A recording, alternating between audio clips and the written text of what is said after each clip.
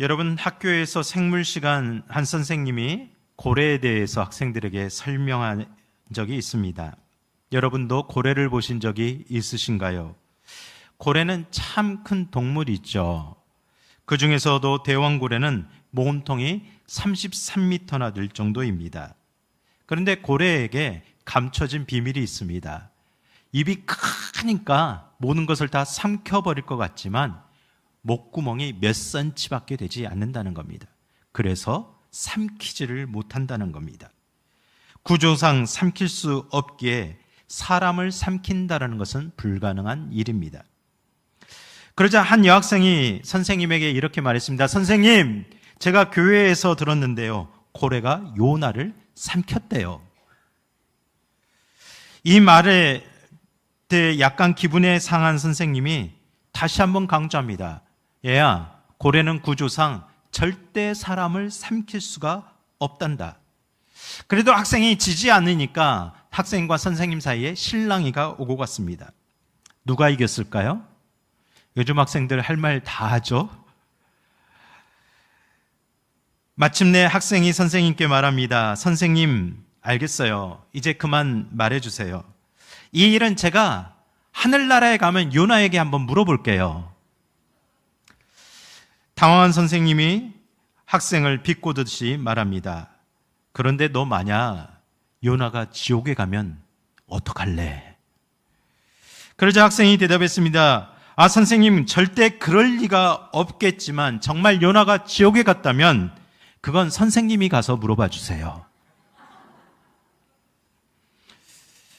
여러분, 한 아이의 재치 있는 재밌는 이야기지만 이것을 통해 우리는 하나님의 지혜와 그분의 행하시는 크기가 얼마나 큰지 우리는 깨달을 수 없는 존재임을 다시 한번 생각합니다. 하나님은 정말 위대하신 분입니다. 하나님은 정말 놀라우신 분입니다. 우리는 느헤미야의 말씀을 통해서 하나님이 어떤 분이신가를 나누고 있습니다. 지난 주일 두 가지의 주제를 나눴습니다. 우리 하나님은 어떤 분이신가요? 첫 번째, 우리 하나님은 모든 우주 만물을 창조하신 전능하신 하나님이십니다. 창조주 하나님은 창조의 질서를 지금도 한치도 어긋남이 없이 유지되도록 다스리고 계십니다. 그 하나님이 우리를 다스리고 계십니다. 우리 인생의 주인이십니다. 믿으시기를 바랍니다. 두 번째, 우리 하나님은 날마다 구원을 베푸시는 능력의 하나님이십니다. 우리를 과거에 예수 그리스도의 십자가로 구원해 주셨습니다. 그 구원은 끝난 것이 아닙니다. 그리고 너희들 알아서 살아라고 방관하거나 방치하시지도 않으십니다. 저는 새벽 기도의 말씀을 준비하면서 이런 하나님을 묵상하다 보니 한 구절이 저의 마음에 깊이 들어오게 되었습니다. 고린도후서 1장 10절 말씀인데요. 그가 이같이 큰 사망에서 우리를 건지셨고 또 건지실 것이며 이후에도 건지시기를 그에게 바라노라. 아멘. 하나님이 과거에 우리를 건지셨고 구원하셨다면 오늘도 구원하시고 내일도 구원하실 줄 믿습니다. 그분이 우리에게 구원을 베푸시는 하나님이시기 때문입니다. 제가 이 말씀을 붙들고 기도하는데요. 그 이유는 요즘 무더위 때문만이 아니고 우리 어르신들 중에 연로하셔서 기력이 많이 쇠진해지신 분들이 있기 때문입니다. 예전 같으면 수술을 하고 금방 털고 일어날 텐데 그 병상에서 지쳐서 일어나지 못하는 어르신들이 이야기를 들었기 때문입니다. 또한 갑작스런 사고로 몸과 마음이 무너지는 분의 이야기를 들었습니다. 검사를 하고 질병이 발견되어 수술을 해야 된다는 두려움 속에서 눈물을 흘리는 이야기를 들었습니다. 짧은 기간 많은 분들의 이야기를 듣다 보니 하나님께 이렇게 기도할 수밖에 없었습니다. 하나님, 주님께서 우리를 구원하셨다면, 주님의 보혈로 우리를 구원하셨다면 오늘 말씀처럼 우리를 또 건져주십시오. 우리를 오늘도 건져주시고 내일도 건져주시기를 기대합니다. 이 구원의 은혜가 오늘 저와 여러분에게도 다시 임하기를 주님의 이름으로 축복합니다. 우리 하나님은 어떤 분이십니까? 오늘 저는 다시 느헤미야 시대 이스라엘 백성에게 들려주었던 하나님이 어떤 분이신가에 대해 말씀을 나누고자 합니다. 오늘 다시 하나님에 대한 지식을 얻으시기 바랍니다. 하나님의 크고 놀라운 그 능력을 바라보시는 은혜가 임하시기를 주님의 이름으로 축복합니다. 그래서 우리가 다시 한 주간 살아갈 때 내 생각과 관념의 크기대로 살아가는 것이 아니라 하나님의 크고 위대하심에 그 믿음을 갖는 믿음의 크기로 살아내시는 귀한 은혜가 임하시기를 주님의 이름으로 축복합니다. 오늘도 저는 두 가지에 대해서 나누고자 합니다. 첫 번째, 우리 하나님은요, 끝없는 사랑으로 용서하시고 품으시는 신실하신 하나님이십니다. 우리 16절과 19절 말씀을 다시 한번 읽어보겠습니다. 그들과 우리 조상들이 교만하고 목을 굳게 하여 주의 명령을 듣지 아니하고 거역하며 주께서 그들 가운데서 행하신 기사를 기억하지 아니하고 목을 굳게 하여 패역하여 스스로 한 우두머리를 세우고 종되었던 땅으로 돌아가고자 하였나이다. 그러나 주께서는 용서하시는 하나님이시라 은혜로우시며 긍휼히 여기시며 더디 노하시며 인자가 풍부하심으로 그들을 버리지 아니하셨나이다. 또 그들이 자기들을 위하여 송아지를 부어 만들고 이르기를 이는 곧 너희를 인도하여 애굽에서 나오게 한 신이라 하여 하나님을 크게 모독하였사오나 주께서는 주의 크신 긍휼로 그들을 광야에 버리지 아니하시고 낮에는 구름 기둥이 그들에게서 떠나지 아니하고 길을 인도하며 밤에는 불 기둥이 그들이 갈 길을 비추게 하셨사오며 아멘. 여러분, 이스라엘 역사를 보면 기적의 역사였습니다. 출애굽의 역사, 광야의 역사, 가나안 정복과 정착의 역사, 이후의 모든 역사 속에 그 과정마다 하나님의 기적이 없는 순간은 단 한 번도 없었습니다. 그렇게 많은 기적과 기사를 보여주신 하나님, 그런데 이스라엘 백성들은 그 하나님 앞에 어떠했습니까? 우리 16절과 17절에 반복되는 단어가 있죠. 목을 굳게 하여. 교만한 백성이었다라는 말이죠. 마음에 조금만 빗겨나가면, 벗어나가면, 예상치대로 나의 하나님이 움직여주지 않으면 불평과 불만이 가득해지는 겁니다. 여러분은 어떻습니까? 예를 들어 이스라엘 백성들이 광야에 사는 동안 매일 내리는 만나를 주셨습니다. 만나는 달고나와 같습니다. 그럼에도 그들의 입에는 금방 물렸습니다. 내 입에 맞는 고기가 먹고 싶고 애굽에서 먹었던 부초와 같은 야채를 먹고 싶다라고 불평했습니다. 특별히 과거 애굽에서는 노예 생활로 힘들긴 했지만 살만은 했습니다. 왜요? 세상 즐길 거리가 많았기 때문이죠. 여러분, 우리나라의 청년들이 서울로 모이죠. 직장 때문이기도 하지만 더 중요한 이유가 있습니다.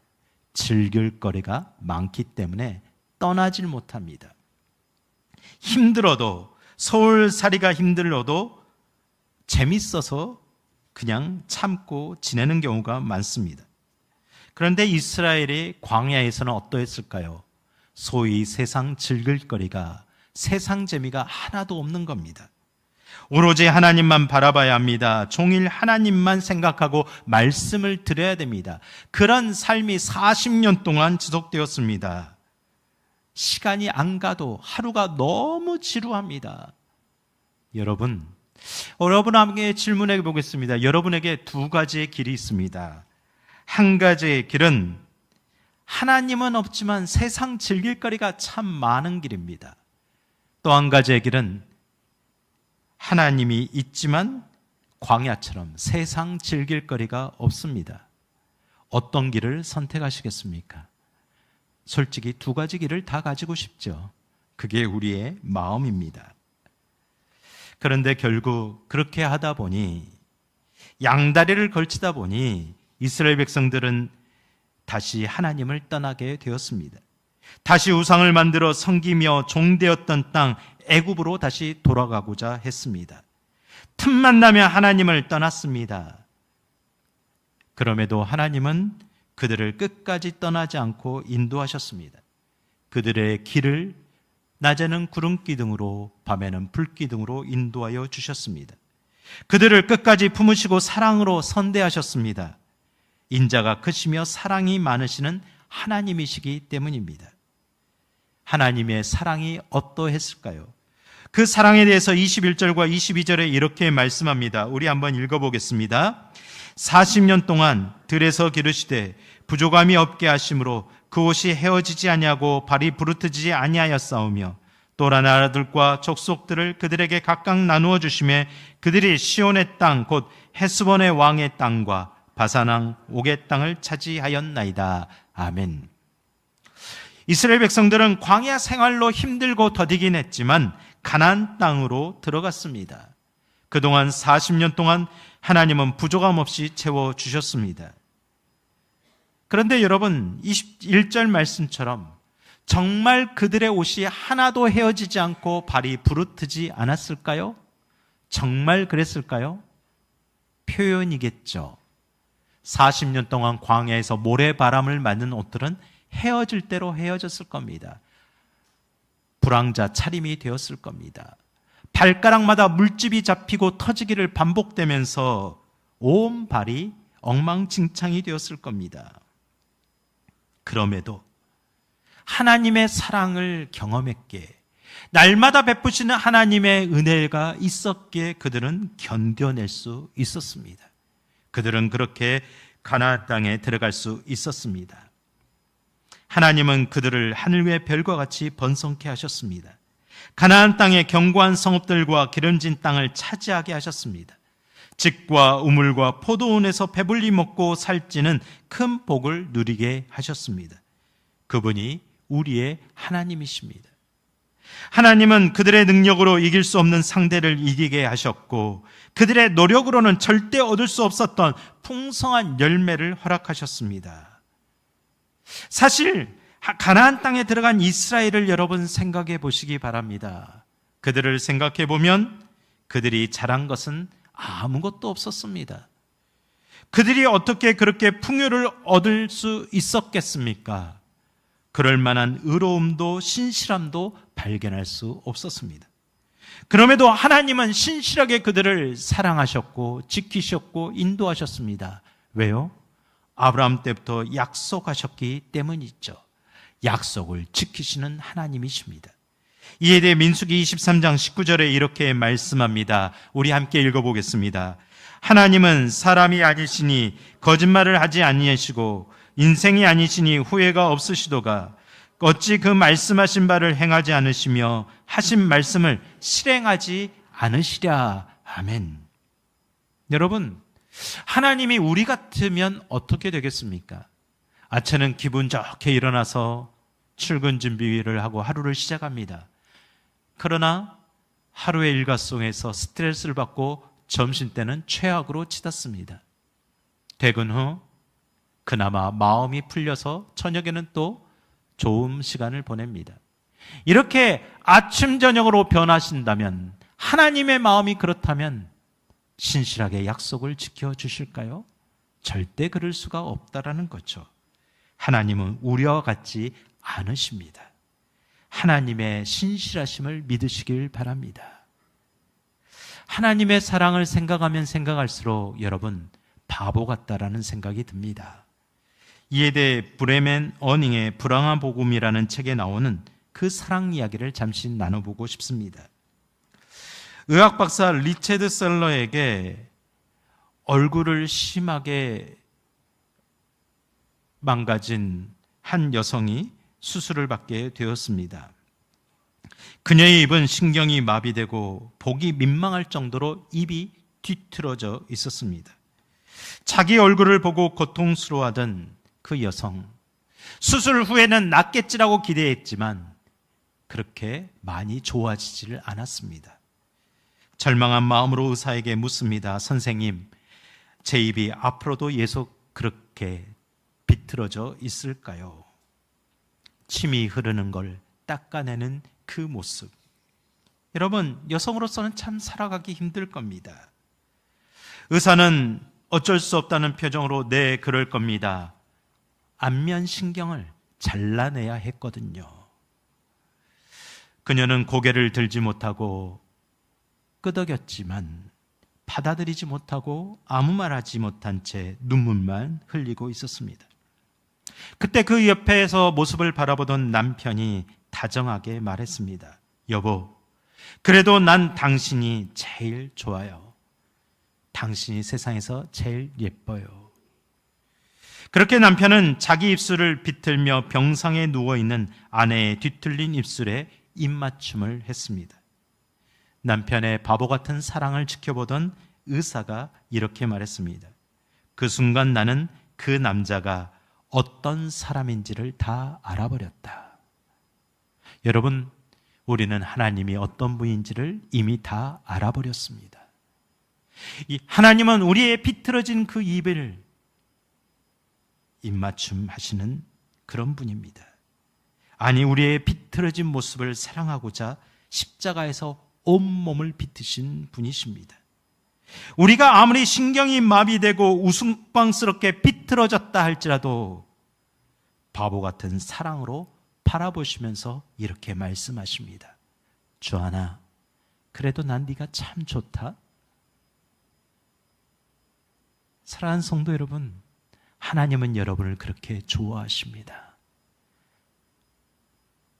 사랑하는 아들아, 사랑하는 딸아, 나는 네가 그래서 참 좋아. 요한복음 15장 9절에 이렇게 말씀합니다. 아버지께서 나를 사랑하신 것 같이 나도 너희를 사랑하였으니 나의 사랑 안에 거하라. 사랑하는 성도 여러분, 오늘도 우리를 끝없이 용서하시고 사랑하시는 그 하나님의 바보 같은 사랑을 품으시기 바랍니다. 그 사랑으로 살아가시기를 주님의 이름으로 축복합니다. 두 번째, 우리 하나님은요, 또다시 기회를 주시는 자비로우신 하나님이십니다. 느헤미야와 이스라엘 백성들은요, 하나님에 대해서 듣고 들을 때마다 자신의 모습이 어떠한지를 발견하며 하나님, 우리가 죄인이었군요. 우리가 그렇게 하나님을 떠났군요. 하나님을 배반했습니다. 그렇게 회개를 했습니다. 26절부터 30절 말씀까지 그렇게 말씀하시는데요. 우리 26절만 한번 읽어보겠습니다. 그들은 순종하지 아니하고 주를 거역하며 주의 율법을 등지고 주께로 돌아오기를 권면하는 선지자들을 죽여 주를 심히 모독하였나이다. 아멘. 이 한 구절로 이스라엘이 어떠했는지를 보여주고 있습니다. 여러분, 그들은 늘 하나님을 거역했습니다. 늘 하나님의 말씀을 들었지만 그 선지자들까지 죽이면서 하나님의 이름을 모독했습니다. 악순환이 계속되었죠. 그때 하나님이 어떻게 했을까요? 목을 굳게 하여 하나님을 떠나고 거역했던, 습관적으로 죄에 빠지고 말았던 그들에게 하나님은 한 가지 방법을 사용하셨습니다. 그것은 바로 징계라는 방법입니다. 사랑의 매를 드셨습니다. 자기 백성들을 대적들의 손에 넘기시고 공고와 환난을 당하게 하셨습니다. 여러분, 우리가 하나님을 믿을 때 이런 공의로우신 하나님, 정의로우신 하나님을 바라보면 무서울 때가 있습니다. 그런데 하나님이 그런 모습을 보여주신 이유는 무엇일까요? 하나님이 필요 없어서 떠난 백성들에게 다시 하나님을 찾게 하기 위함입니다. 이제 그만 방황하고 돌아오라고, 다시 돌아오기만 하면 언제든지 새롭게 시작할 수 있게 기회를 주시겠다라는 사랑의 메시지를 전하기 위함입니다. 그래서 우리는 고통 중에서도 다시 외치는 소리를 들어야만 합니다. 하나님은 그들의 기도를 들으셨습니다. 그들을 불쌍히 여기시며 대적의 손에서 구원해 주셨습니다. 그러면 이제는 떠나가고 배반하지 않아야 될 텐데 그들은 다시 평강을 얻은 후 또다시 하나님을 외면하고 죄악의 길로 행하고 말았습니다. 이게 바로 우리의 모습입니다. 인간의 역사요, 이스라엘의 역사였습니다. 여기서 한 가지 질문을 해보고 싶습니다. 우리는 왜 그렇게 변하지 못하는 걸까요? 우리는 왜 그렇게 하나님을 잃어버리는 걸까요? 우리는 진실로 부패하고 타락하는 일에 본성에 가깝도록 금방이지만 거룩하게는 힘든 존재일까요? 이런 우리의 약한 모습을 표현한 한 작품이 있습니다. C.S. 루이스의 스크루테이프의 편지라는 책입니다. 이 책은요, 사단의 입장에서 그리스도인들을 공격하는 내용으로, 비웃는 내용으로 쓰여졌습니다. 오랫동안 뮤지컬과 연극으로도 계속 상영되고 있는데요. 여러분, 우리 어르신들도 기회가 되면 꼭 한번 봐보면 좋을 만한 작품입니다.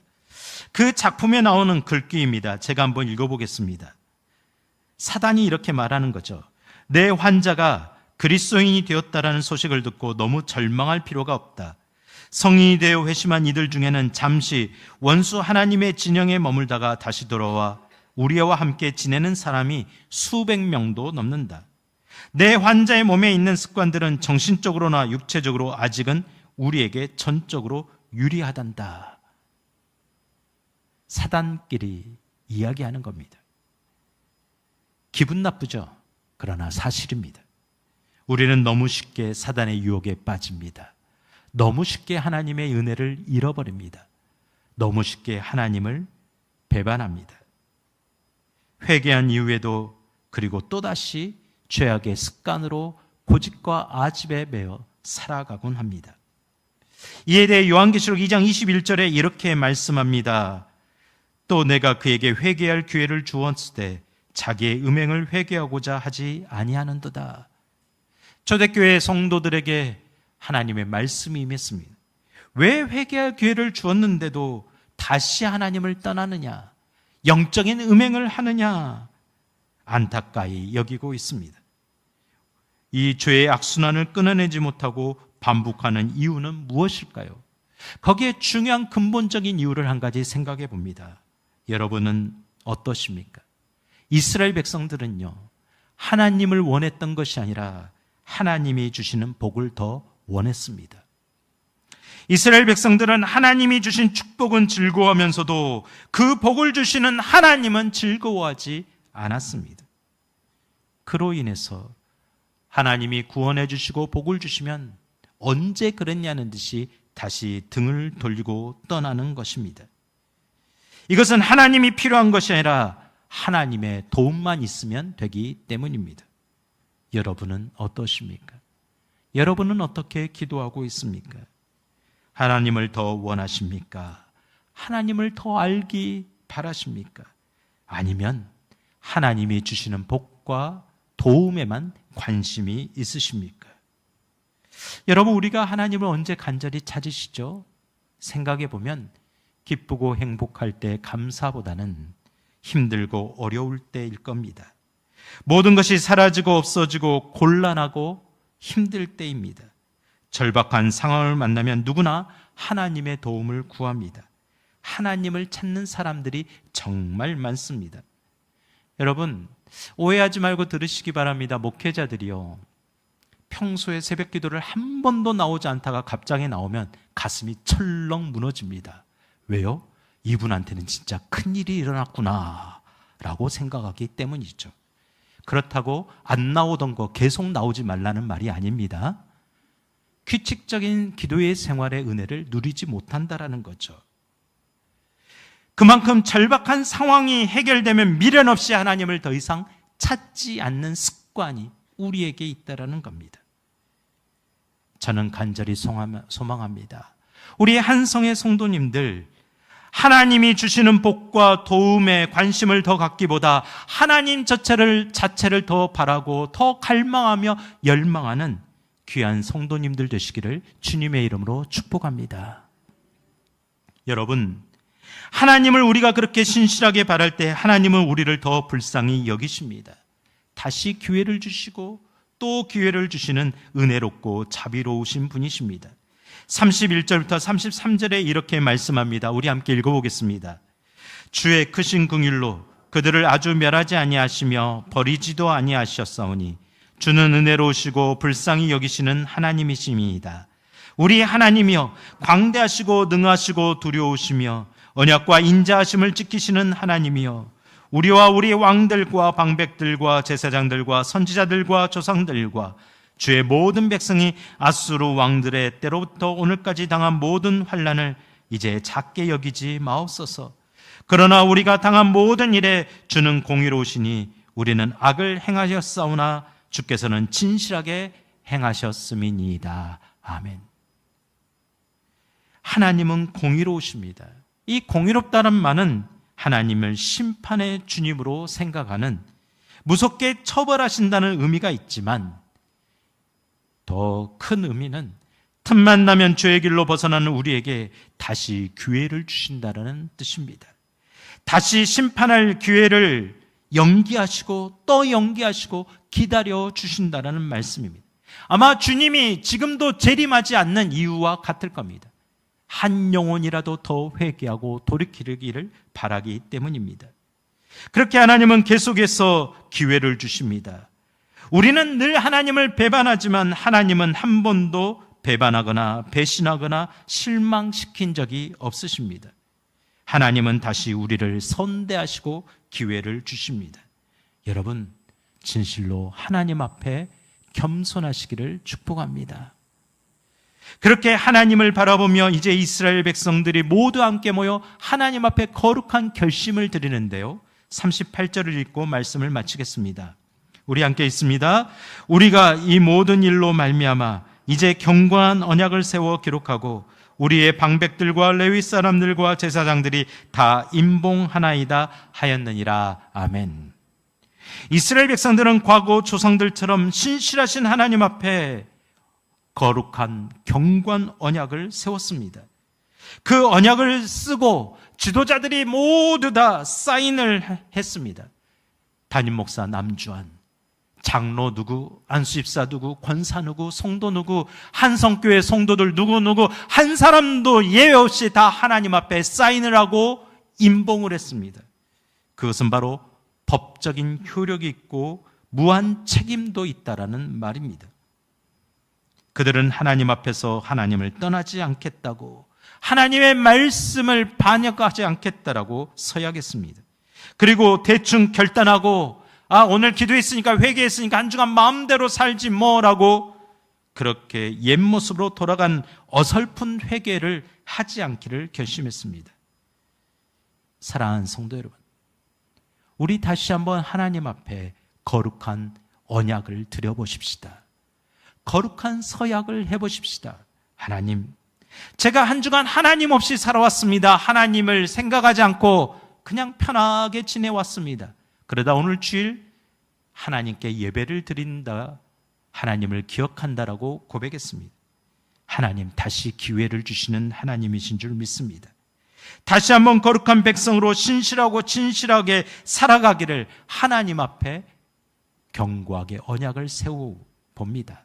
이 언약 앞에 하나님 은혜를 베푸시고 긍휼히 여기시며 오늘도 건지시고 내일도 또 건지시는 은혜를 경험케 하옵소서.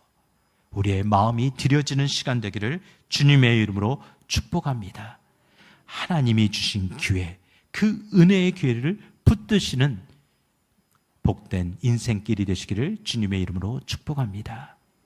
우리 시간 다 같이 일어나셔서요, 주님의 은혜를 기억하며 함께 기도하는 시간 갖겠습니다. 여러분의 하나님은 어떤 분이십니까? 여러분은 하나님을 어떻게 대하십니까? 하나님은 끝없는 사랑과 용서로 품으시는 신실하신 분이십니다. 하나님은 끝없이 다시 기회를 주시는 자비의 주님이십니다. 하나님, 오늘도 다시 은혜의 기회를 주신 줄 믿습니다. 그 은혜를 붙들겠습니다. 다시 은혜를 붙들고 힘있게 살아가겠습니다. 오늘 나를 건지신다고 약속하신 말씀처럼 한 주간도 오늘도 건지시고 내일도 건지시는 하나님을 기대하고 바라보니 하나님, 나와 함께 하옵소서. 이렇게 우리 견고한 언약을 하나님께 내어드리며 우리 함께 기도하십시다. 걸어가시고 내려오신 아버지 하나님, 오늘 이 시간 이스라엘 백성들에게 말씀하신 그 하나님을 바라봅니다. 하나님은 진실하십니다. 하나님은 공의로우십니다. 하나님은 의로우십니다. 그러나 우리를 한없이 사랑하시며 용서하시고 품으시는 주님이십니다. 바보 같은 그 사랑을 우리에게 베풀어 주십니다. 끝없이 우리를 용납하시고 끝없이 우리를 기다리시며 끝없이 우리를 바라보시는, 기대하시는 하나님을 바라봅니다. 하나님, 오늘 내가 다시 한번 하나님 앞에 거룩한 언약을 세웁니다. 주님의 보혈 앞에, 주 예수 그리스도의 십자가 앞에 다시 한번 서약을 해봅니다. 하나님 없는 삶, 하나님을 잃어버린 삶, 하나님을 반대하는 삶을 살지 않겠습니다. 하나님의 말씀을 듣습니다. 주의 말씀을 따라가는 삶을 살겠습니다. 주의 말씀대로 이루어지는 삶을 살겠습니다. 하나님, 우리에게 기회를 주시고 또 기회를 주셔서 하나님의 은혜의 기회를 붙들겠습니다. 우리를 축복하여 주시옵소서. 하나님의 도움을 구합니다. 하나님의 복을 구합니다.